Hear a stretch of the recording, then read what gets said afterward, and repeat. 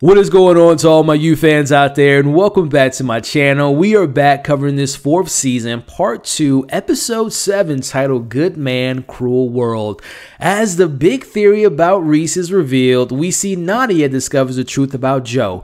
Wow, we have a lot to discuss in this episode, but before we get into it, let's start the conversation in the comments below about all the major things that took place in what I consider to be the best episode of this entire season so far. Also, go ahead and share your predictions or your theories of what you all hope to see in the episodes ahead. And of course, if you enjoyed today's breakdown, consider hitting that like button on this video as well as sharing this video. We got a lot to talk about. Full spoilers ahead. As Jonathan and Kate officially go on an actual date, we see Joe gets to know the real her. She's a kind person, she listens, and they have this moment in which they have this pretend future together in which they want to have a house, they want to have kids, and I don't think we've seen Kate smile as much as she's doing in this exact scene. But, you know, I can't seem to shake this feeling. I know her and Malcolm weren't on the best of terms in their relationship, but still, that was her boyfriend for several years, and he was recently murdered. She is just moving on so quickly. It seems so odd to me. Now, I don't know if this is a character flaw. Is this just a result of how she was raised and not really have feelings? I don't know, y'all. Let me know what you all think about Kate just moving on so quickly in the comments below. As we see the conversation between Joe and Reese talking about killing Tom Lockwood, Reese tells him he promises this is the last favor, and if he does this, Joe will be able to balance the scales and essentially atone for his sins. Now, as this was going on, I was thinking to myself, in reality, he's just really using Joe as his personal hitman, and if Reese is to be a real individual, what does Tom Lockwood have over him? We'll be talking about that a little bit later. Now, Joe manages to invite himself to going with Kate and meeting her father in order to begin the process of trying to find a way to maybe not kill her father. Meanwhile, Nadia is researching about the Eat the Rich killer and feels Dawn being the killer is just way too easy, and her conspiracy theory about Joe being involved begins. Speaking of Joe, he's doing his own research on Tom Lockwood, as it appears he's managed to wipe all the evidence of his past wrongdoings off the entire internet. Back with Nadia, she catches Joe in a lie as he's dodging questions about him reading her stories after she tried to get some answers out of him about what happened the night of dawn. I'm really enjoying how much Nadia is kind of picking at Joe, but we all know if someone digs too deep in Joe, they end up 6 feet under. So I'm kind of scared for Nadia, and we'll talk about what happens to her a little bit later in this episode, as it is time to officially meet Tom, played by Greg Kinnear, and immediately this character has my full attention. After he shakes the hand of Jonathan, he tells him the following: "I look forward to getting to know you, Joe."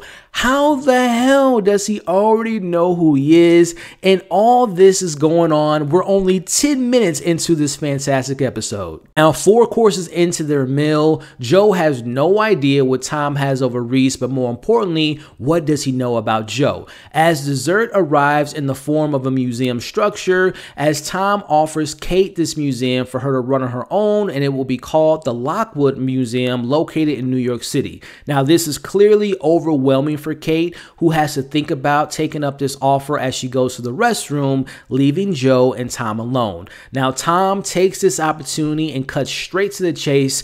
What can you tell me about Love Quinn, and did you kill her, or did you kill anyone of that matter? We see Joe manages to dodge the heat temporarily as Tom reminds him to not hurt Kate or else he'll meet the real Tom. Now, if I'm in Joe's position, I'm not messing around with Tom. He seems to be someone that you don't want to ruffle their feathers. But more interesting is Tom brings Reese up in the conversation as he's in Kate's circle, and he wants Joe to tell him about Reese.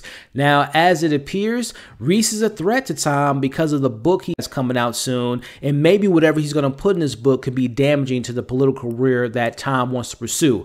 We see Tom uses this as leverage. If Joe can get dirt on him, he'll be grateful, aka Tom won't expose Joe and he'll protect him, as Joe will use Tom to put Reese in prison. This is shaping up to be very, very interesting. So I assume, based on Tom and his status, that he probably had a team of researchers looking up Jonathan, aka Joe's past, to find all this information. Or is it possible that Tom Lockwood has some personal connections to the Quinn family? Let me know your thoughts on all that.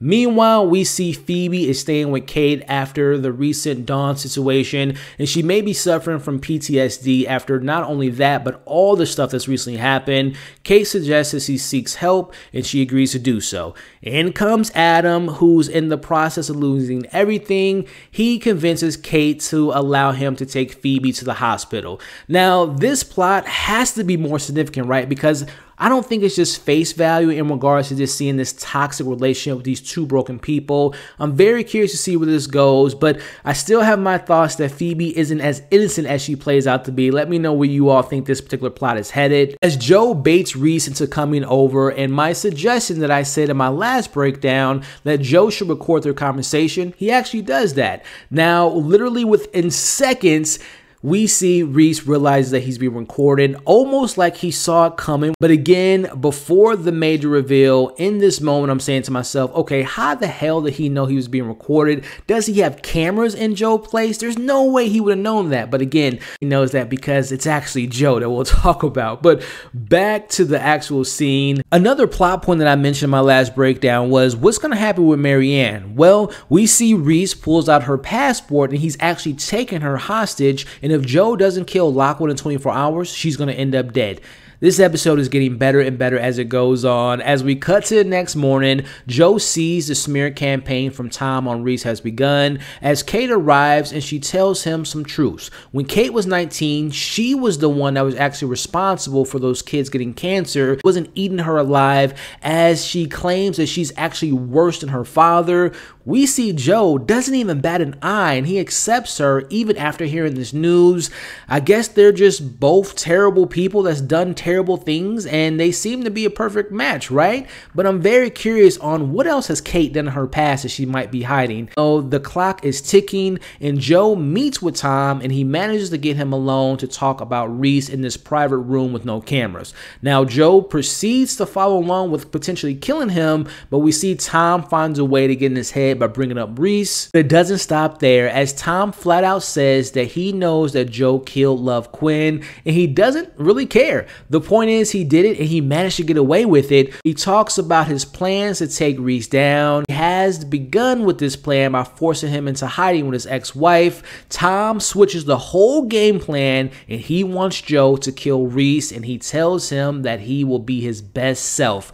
Okay, Tom is evil and despicable as hell, y'all, but what a great character so far, and he's had so little screen time so far, but he's caused so much damage. I am really enjoying this character, how he's written so far. But back with Kate, she learns that not only did Phoebe not go seek help, but she's now engaged to Adam again. I'm just so curious to see where they're going to actually take this storyline. Meanwhile, Nadia gets her locksmith relative to break into Joe's house in hopes to finding something on him, which she does, and she finds a key hidden in a book. We see Edward also helps her by sending her photos taken by Dawn, in which Nadia notices Joe's secret lair, which happened to be introduced earlier in this episode. It was across the street from where we saw Kate and Joe eating Indian food.